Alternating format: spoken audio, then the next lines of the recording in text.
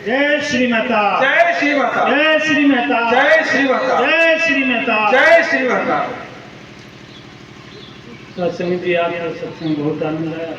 बड़े अच्छे अच्छे भजन बहनों ने सुनाए और आप सबने बड़े सुंदर भजन और विचार सुनाए। सत्संग जी, हम सभी सुख को चाहते हैं, सारी दुनिया सुख चाहती है, लेकिन सुख पाने का तरीका लोगों को नहीं मालूम है। सुख तो अपने अंदर है, और हम क्या हैं इस चीज को जान लें। भाई उसको मार। हमारा स्वरूप क्या है, भगवान का स्वरूप क्या है, इस चीज को जान लें तो हम सुखी हो जाएंगे। अपने अंदर दुख नहीं है, जो हमारा स्वरूप है उसमें दुख नहीं है। संसार में दुख है, संसार तो दुखों की खान है, दुख ही दुख है। संसार में मन लगाएंगे तो दुख है, और अपने स्वरूप में ध्यान लगाएंगे तो सुख है। इसी में सुख है। हमारा स्वरूप क्या है? यही निराकार परब्रह्म परमेश्वर, इसके अलावा कुछ है ही नहीं है। कहते हैं ईशावास्यम उदयम सर्वम यत् किंचित जगत्याम जगत, इसके अतिरिक्त कुछ है ही नहीं है। ये बाबा जी हमारे ये प्रत्यक्ष करके दिखाते हैं, बता देते हैं, दिखा देते हैं। और सुख को या भगवान को हम बाहर खोजते हैं, धन दौलत में, खेती बाड़ी में, परिवार में सुख खोजते हैं, और भगवान को मंदिरों में, मस्जिदों में, गिरजाघरों में खोजते हैं। लेकिन रामायण क्या कह रही है कि भगवान सब उर्वासी हैं। कहते हैं कर्पूर गौरम करुणावतारम संसार सारम भुजगेंद्रहारम सदा वसंतम हृदयारविंदे भोम भवानी सीतम नमः। भगवान का स्वरूप क्या है? कर्पूर गौरम, कपूर के समान निर्मल है, इसमें कोई दोष नहीं है, निर्मल है, स्वच्छ है। करुणा का अवतार है, भगवान के अंदर करुणा है। संसार का सार है, निचोड़, मूल जिसको बोलते हैं। संसार, पूरे संसार का, सृष्टि का मूल है। यहीं से संसार का उद्गम है, उत्पत्ति होती है। संसार सारम भुजगेंद्रहारम, भुजगेंद्र माने लोग सांप कहते हैं, सांप लपेटे हुए रहते हैं गले में। सांप क्या है? ये तमाम जो प्रपंच है, अभिमान, ईर्ष्या, जलन, यही सब सांप हैं। हम सबको बहुत ग्रसित किए हुए हैं, डंक मारते हैं, जहर छोड़ते रहते हैं, जिससे कि हम सब परेशान रहते हैं।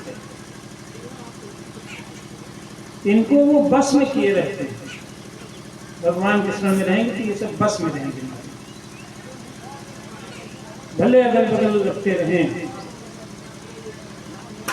और ये रहते कहाँ हैं ये भगवान? सदा वसंतम हृदयारविंदे, हमारे हृदय में रहते हैं, और सदा रहते हैं, हमेशा। सदा माने हमेशा। ऐसा नहीं कि 1 घंटा रहे उसके बाद चले गए, क्या 2 घंटा रहे फिर कहीं चले गए, ऐसा नहीं, हमेशा बसते रहते। हमको पहचानने की, जानने की जरूरत है। और ऐसा भी नहीं कि कहा सदा वसंतम हृदयारविंदे, हृदय में, कहीं मंदिर मस्जिद में नहीं बताया। सदा वसंतम मंदिर मंदिर इस तरह से नहीं कहा, हृदय में, हमारे पास है। इसी तरह रामायण भी कह रही है, प्रकृति पार प्रभु सब उर्वासी। भगवान प्रकृति से परे हैं, अलग हैं। प्रकृति को जब बाबा जी ने बताया ना, सारे प्रकृति को छोड़ देंगे, अलग कर देंगे, तो जो शेष बचेगा वही हमारा स्वरूप है। प्रकृति पार पर सब उर्वासी। ऐसा नहीं कि प्रकृति के पार मंदिर के वासी या मस्जिद के वासी, लेकिन हम मंदिर में ही भागते दौड़ते, तीर्थों में ही भागते हैं। रामायण पढ़ रहे हैं लेकिन उसको समझ नहीं रहे, उसको चल नहीं रहे। भगवान राम के लिए कहा गया, भगवान उनको कहा जाता है, लेकिन भगवान कैसे बने? जब उन्होंने अपने आप को जाना वशिष्ठ जी के द्वारा।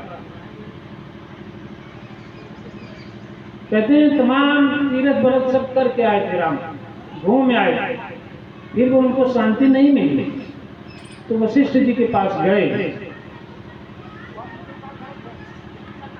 तो उन्होंने कुटिया का दरवाजा खटखटाया, तो वशिष्ठ जी बोले अंदर से कौन? तो राम जी बोले यही तो मैं जानने आया हूं कि मैं कौन हूं। तब अंदर बुला के वशिष्ठ जी ने उनको समझाया, ज्ञान दिया, बताया। तब उनको अपने स्वरूप का ज्ञान हुआ और अपने कर्तव्य का बोध हुआ। तब राम ने, भगवान को जानने से हमको कर्तव्य, अपने कर्तव्य का बोध होता है कि हमको हमारा कर्तव्य क्या है असला। इसी तरह अर्जुन को बताया, अपने कर्तव्य से भाग रहा था अर्जुन। इसी तरह हम सब भी भाग रहे हैं। ये जो काम क्रोध लोभ अहंकार है ना, यही सब कौरवों की सेना है, हम इससे भागते हैं और उन्हीं के चक्कर में पड़े रहते हैं और हमको ग्रसित किए जाते हैं। तो अर्जुन को कृष्ण ने बताया इनको काटना है, इनको मारना है। तो उसको अपने कर्तव्य का बोध हुआ एक ज्ञान देने के बाद, तब वो अपने कर्तव्य को पूरा किया। इसी तरह आजकल हम भी देखते हैं सत्संग में सभी हैं, बच्चे भी हैं, युवा भी हैं, वृद्ध भी हैं, सब है। सत्संग हम कर रहे हैं, ज्ञान प्राप्त कर रहे हैं, ठीक है, लेकिन इसमें हमको ज्ञान, अपने कर्तव्य का भी बोध होता है। हमारा कर्तव्य क्या है? पिता के प्रति, पुत्र के प्रति, पत्नी के प्रति, पति के प्रति, समाज के प्रति हमारा क्या कर्तव्य है? अपना जो हमारा काम है, जो हमको मिला है, नौकरी मिली है या बिजनेस कर रहे हैं या खेती कर रहे हैं, उसमें हमारा क्या कर्तव्य है? सही ढंग से कर्तव्य करें। हम विद्यार्थी हैं तो हमारा कर्तव्य क्या है? इसमें मन से जुट के पढ़ाई करना, अपनी शिक्षा पूरी करना, ये हमारा कर्तव्य है। ये सत्संग में मालूम होता है। तो हमको ये करना चाहिए। सत्संग से बहुत फायदा है, बहुत ही फायदा है। जो अपने आप का ज्ञान हो जाएगा तब। तो जब राम को ज्ञान हो गया तब वो वाल्मीकि मुनि उनके कहते हैं क्या कि राम स्वरूप तुम्हार, वचन अगोचर बुद्धि पर, अविगत अकथ है पार, नेत नेत नित निगम। तब वाल्मीकि जी ने उनके स्वरूप को बताया, जान गए कि राम जो ब्रह्मज्ञानी है, अपने स्वरूप को जानते हैं, अपने स्वरूप में स्थित हैं। तो उन्होंने उसका बखान किया कि आपका स्वरूप तो ऐसा है, जग पेखन तुम देखन हारे। आप ही सारे संसार का ये जो नाटक है इसको देखने वाले। जग पेखन तुम देखन हारे, विधि हरि संग नचावन हारे। ब्रह्मा विष्णु महेश को भी नचाने वाले। देव नहीं जाने ही मर्म तुम्हारा, वे भी यानी ब्रह्मा विष्णु महेश भी आपके मर्म को नहीं जानते, ऐसा बता रहे हैं। तो और कौन जान सकता है यार? और हम लोग कल्पना से ब्रह्मा विष्णु महेश मानते चले। सबसे बड़े देवता ये त्रिदेव। ये कोई त्रिदेव नहीं है, देवता नहीं है, ना भगवान है। ये हम हमारी कल्पना के हैं। अगर वास्तविक रूप में देखा जाए तो ये इस निराकार परब्रह्म की शक्तियां हैं, गुण है। ब्रह्मा इसका एक गुण है, संसार को उत्पन्न करने का गुण। ब्रह्मा उसके रूप में उसको कहा जाता है। संसार को पालने का भी गुण है इसमें, संसार को चलाने का गुण है। वही गुण विष्णु के रूप में है और अपने में विलीन करने का भी गुण है इसमें। वही महेश का गुण है, महेश समझिए, और कोई अलग से देवता नहीं है। लेकिन हमको असलियत का ज्ञान नहीं है। हम शास्त्रों को, पुराणों को पढ़ते हैं, लेकिन उसमें इतना कर्मकांड भरा हुआ है कि उसी में उलझ जाते हैं। उसमें से ज्ञान को हम निकाल नहीं पाते, और ज्ञान तब उसमें हम छांट पाएंगे जब ये बाबा जी का ज्ञान हमको मिल जाएगा तब। तो साथ संगत जी, ये चीज़ बाबा जी ने हमको बताया है, बड़ी कृपा किया है। इसीलिए यह सत्संग लगाया जाता है कि सभी जान जाए अपने स्वरूप को और सभी सुखी हो जाए। अभी आपने देखा सप्ताह में 2 दिन का संत समागम, अब की बार तो बहुत से समागम हुए, लेकिन सबसे अलग रहा, सबसे बड़ी दिव्य रूप में हुआ विशाल रूप में। और यह सब सभी लोगों के सहयोग से हुआ।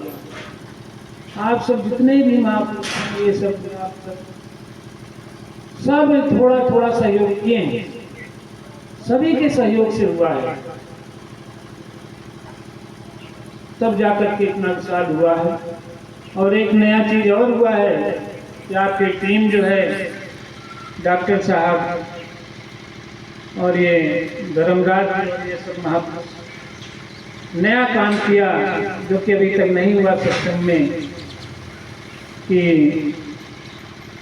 महापुरुषों के जूते चप्पल साफ किए, पॉलिश कर दिया, चमका दिया।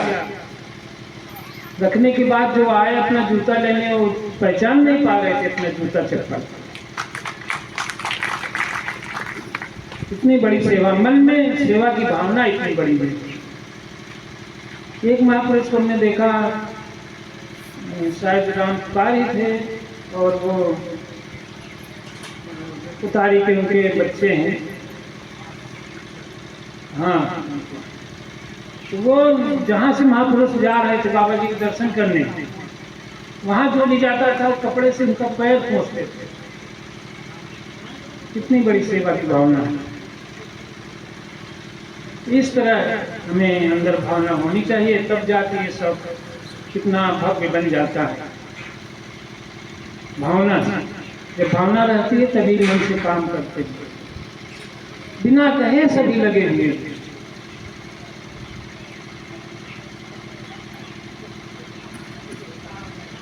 सभी का सहयोग रहा,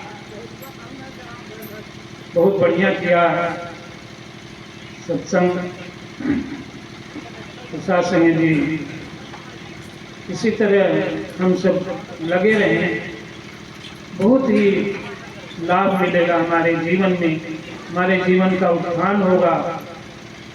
और जो भी हमारे संपर्क में आएगा, इस सत्संग में आएगा, उसका भी जीवन का उत्थान होगा, सुखी होगा।